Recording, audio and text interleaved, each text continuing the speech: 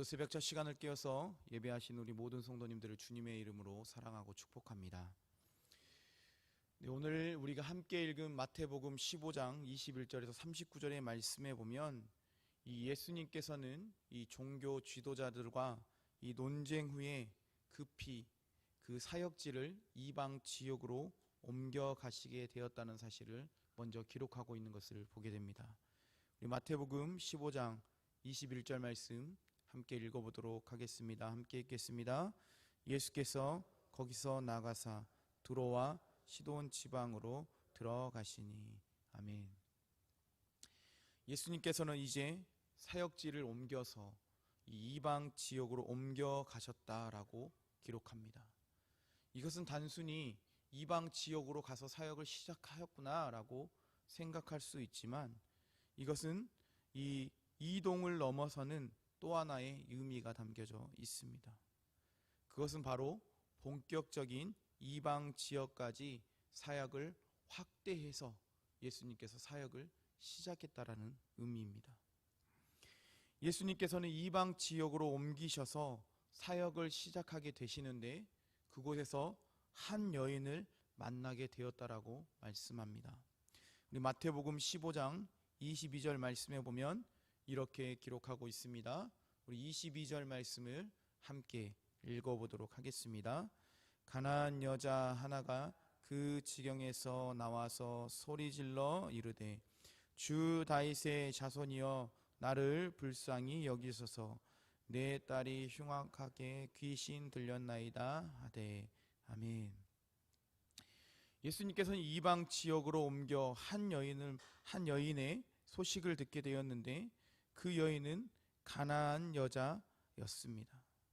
그 여인의 소식을 듣게 됐는데 그 여인은 어떤 사람이었습니까? 귀신이 들려 있다, 귀신이 들린 여자라고 표현하는 것을 볼 수 있습니다. 이 귀신 들린 이 여인, 그 여인이 간청하며 자신을 회복시켜 달라, 자신을 치료해 달라라고 고백하고 있는 이 내용들이 담겨져 있는 것을 보게 됩니다. 그런데 우리는 이 귀신 들린 여인의 이 간청을 통해서 배울 수 있는 것이 있습니다. 그것은 무엇이냐면 바로 예수님을 신뢰하는 마음입니다.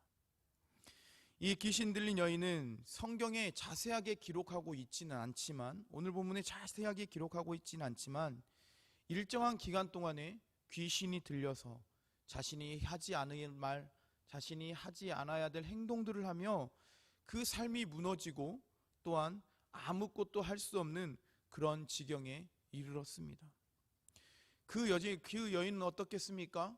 수많은 자신이 할 수 있는 여러 가지 방법을 통해서 자신이 귀신 들린 것을 어떻게 해서든 회복하고 싶었지만 해결해 보려고 하였지만 할 수 없었습니다. 그때 마침 누가 방문하게 됩니까? 예수님께서 방문하게 되었고 그 전부터 어떤 소식을 들었겠습니까? 이 여인은 예수님에 대한 소식을 들었을 겁니다. 예수님은 장애인도, 다리 저는 사람도, 눈먼 자도, 문둥병도 다 치료한다더라. 그 소식을 아마 이 여인은 들었을 겁니다. 때문에 예수님에 대한 그런 소식을 듣게 되었고 이 여인 가운데는 예수님을 신뢰하는 마음을 가지고 있었기 때문에 예수님께서 방문하셨을 때 신뢰하는 마음으로 예수님께 고백했다는 것을 볼 수 있습니다. 그러나 예수님의 반응이 어떻습니까? 예수님은 그 여인을 외면합니다. 그러자 그 여인은 이렇게 고백하는 것을 우리가 보게 됩니다. 우리 마태복음 15장 27절 말씀에 여인의 고백이 담겨져 있습니다. 우리 마태복음 15장 27절 말씀을 함께 읽어보도록 하겠습니다. 여자가 이르되 주여 올소이다마는 개들도 제 주인의 상에서 떨어지는 부스러기를 먹나이다 하니. 아멘. 여인은 예수님의 외면 앞에 개들도 주인의 상에서 떨어지는 부스러기를 얻어먹습니다 라고 고백합니다. 이것은 단순히 그의 대답을 넘어서서 이스라엘 땅에만 있었던 그 구원과 은혜가 이제는 이스라엘 땅에만 있는 것이 아니라 이방 땅에도 구원과 은혜가 필요하고 임한다라는 것을 의미하고 고백하는 겁니다. 곧 여인은 이러한 고백을 통해서 예수님을 전적으로 신뢰하는 마음을 드러내고 고백하고 있습니다. 뿐만 아니라 오직 예수님을 통해서만이 자신이 가지고 있는 그 귀신 들린 또한 영적인 육적인 문제가 해결받을 수 있습니다라는 고백이기도 합니다. 이처럼 사랑하는 성도님들, 우리에게도 우리가 신앙생활하면서 우리에게도 필요한 것이 무엇이겠습니까? 그렇습니다. 예수님을 향한 전적인 신뢰가 필요하다는 사실입니다. 우리가 입술로 고백하는 것을 넘어서서 우리가 예수님을 믿습니다, 제가 하나님의 자녀입니다, 이런 고백을 넘어서서 전적인 신뢰가 있을 때 우리 역시 오늘 본문에 기록되어 있는 여인처럼 삶의 시험과 문제들이 닥쳐왔을 때 온전히 해결받고 회복될 줄 믿습니다. 계속해서 오늘 본문에는 예수님께서 많은 사람들을 고치신 사건과 더불어서 함께 4,000명을 먹이신 사건이 기록되어 있는 것을 보게 됩니다.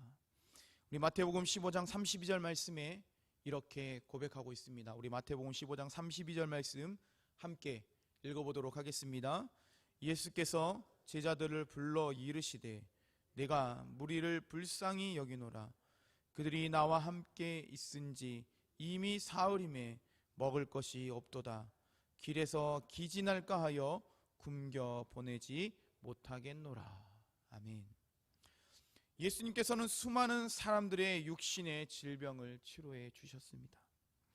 이 소식을 들은 많은 사람들은 예수님의 말씀을 사모함으로 그들이 예수님의 말씀을 듣기 위해서 예수님이 가는 곳곳마다 수많은 무리들이 함께 했습니다. 오늘 말씀에도 보면 하나님의 말씀을 듣기 위해서 이 모인 숫자가 남자만 4,000명가량이 모였다라는 것을 보게 됩니다. 그런데 그들이 말씀을 듣는 것만큼 그들에게는 중요한 것이 있었습니다. 그것은 따라다니며 먹을 것을 해결하는 문제였습니다. 우리 여기에 계신 우리 성도님들께서도 주일마다 이 식사를 준비하면서 그 식사를 준비하는 한 끼도 너무나도 어렵고 힘든 일인데 남자만 4,000명가량을 먹인다는 것은 매우 어려운 일입니다. 왜 그렇겠습니까? 오늘 성경에서만 보면 그 더 어려운 이유가 있습니다. 왜냐하면 그들이 모인 것이 광야였기 때문입니다. 성도님들, 광야는 어떤 곳입니까? 그렇습니다. 사막과 같은 곳입니다. 먹을 것을 쉽게 찾아보기가 힘듭니다. 그런데 현재 예수님과 함께하는 제자들은 어떻습니까? 오병이어의 생생한 기적의 감동의 자리에서 예수님께서 어떤 기적과 놀라운 역사들을 행했는지 보고 느꼈던 제자였습니다. 그런데 어찌된 것인지 제자들의 반응이 회의적으로 나타나게 되는 것을 성경에는 기록되어 있습니다. 마태복음 15장 33절 말씀 세번역을 통해서 보면 세번역 성경에는 이렇게 기록하고 있습니다. 제자들이 예수께 말하였다. 여기는 빈들인데 이 많은 무리를 배불리 먹일 만한 빵을 무슨 수로 구하겠습니까? 라고 대답했습니다. 제자들은 수많은 사람들의 먹을거리 앞에 걱정하고 근심했습니다. 예수님을 신뢰하는 것이 아니라 그들의 삶에 예수님에 대한 신뢰는 없어지고 또한 그 오병이어에 겪었던 수많은 생생한 감동과 기적이 사라져버린 채 그 신뢰가 무너져버리는 모습을 보게 됩니다. 예수님께서는 이에 먼저 말씀하셔서 제자들과 무리들을 앉히시고 그들이 갖고 있는 음식에 대해서 물으시고 이 떡 7개와 생선 2마리를 가지고 하나님께 기도를 드린 후에 모든 무리에 먹이셨다라고 성경은 기록하고 있습니다. 사랑하는 성도님들, 우리는 이 사건을 통해서 무엇을 알 수 있습니까? 그렇습니다. 첫째는 예수님은 누구나 동일하게 사랑하시는 분이다라는 것을 알 수가 있습니다. 예수님은 이스라엘 백성이든지 아니면 이방 백성이든지 구분하지 않고 사랑하시는 분이다라는 사실을 알 수 있습니다. 남녀노소, 나라 국적을 불문하고 모든 이들을 사랑하셨던 분이 바로 예수님이셨다라는 사실을 우리는 성경 본문을 통해서 보게 됩니다. 또 하나는 신앙 가운데 전적인 신뢰가 없다면 바로 설 수가 없다라는 사실을 알 수 있습니다. 오늘 본문에 나온 제자들은 오병이어 사건을 생생하게 자신의 눈으로 보고 경험했음에도 불구하고 먹을거리가 없자 그들이 걱정과 근심하는 모습을 보입니다. 우리 역시 어떻습니까? 우리 역시 크고 작은 하나님의 은혜들을 지금도 우리가 삶 가운데 경험하며 살아갑니다. 그런데 제자들처럼 근심하고 걱정할 때가 얼마나 많습니까? 그러나 예수님은 이 사실까지 아시고 근심과 걱정을 은혜로 바꾸어 주시는 분이라는 사실을 알 수 있습니다. 때문에 사랑하는 성도님들, 우리는 이 4,000명을 먹이신 사건을 통해 우리 역시 늘 하나님의 자녀로 살아가며 은혜와 걱정과 근심을 반복하며 살아가지만 다시 우리의 신앙을 붙들고 전적으로 예수님을 신뢰하며 살아가는 우리 모든 삶이 되시기를 간절히 소망합니다. 그럴 때 어떻습니까? 오늘 본문에 기록하고 있는 것처럼 이방 여인에 임한 그 치유의 은혜가 이 4,000명을 먹이신 이 사건을 통해서 그 하나님께서 먹이신 그 사건, 그 풍성한 하나님의 은혜가 우리의 모든 삶 가운데 넘치게 될 줄 믿습니다. 이와 같은 사실을 믿고 의지하며 살아가는 우리 모든 성도님들의 삶이 되시기를 간절히 축원합니다. 기도하겠습니다.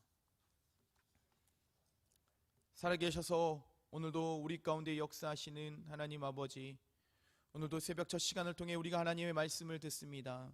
하나님, 우리가 이 땅 가운데 살아갈 때 하나님을 전적으로 의지하고 신뢰하는 마음을 주시옵소서. 그래서 가나안 여인에게 넘쳤던 그 치유의 은혜가, 또 4,000명을 먹이셨던 그 풍성한 하나님의 은혜가 우리의 모든 삶 가운데 흘러 넘치게 도와 주시옵소서. 살아계신 예수님의 이름으로 기도합니다. 아멘. 이 시간 우리 말씀을 기억하며 함께 기도하기 원합니다. 하나님, 우리가 어떠한 상황 가운데서도 하나님을 전적으로 신뢰하는 마음을 주셔서 하나님이 주시는 그 풍성한 은혜가, 치유의 은혜가 우리의 삶 가운데 넘치게 해달라고 기도하겠습니다. 또다시 우리가 기도할 때 우리는 사순절을 보내고 있습니다. 예수님을 더욱더 깊이 묵상하고 예수님을 더욱더 깊이 또 묵상함을 넘어서서 더욱더 전적인 신뢰 가운데 하나님을 의지하고 예수님을 의지하며 살아가는 삶이 될 수 있게 해달라고 기도하겠습니다. 특별히 우리가 창립 38주년 우리 3월 1을 맞이하여서 준비합니다. 하나님께서 찬양 집회 가운데, 부흥회 가운데 하나님의 놀라운 역사와 은혜를 임하게 해달라고, 모든 성도님들이 하나 되어서 또 참석하여 하나님의 은혜를 경험하고 느끼는 시간 되게 해달라고 기도해 주시고, 특별히 우리 교회 가운데 수많은 환우들이 있습니다. 여러 가지 중한 질병과 여러 가지 정신적으로 고통당하는 모든 환우들 가운데 오늘 본문에서 임했던 그 치유의 은혜가 온전히 임할 수 있게 해달라고 기도해 주시고, 또한 우리의 삶 가운데 있는 여러 가지 개개인의 문제들을 가지고 하나님께 기도하다가 돌아가시도록 하겠습니다.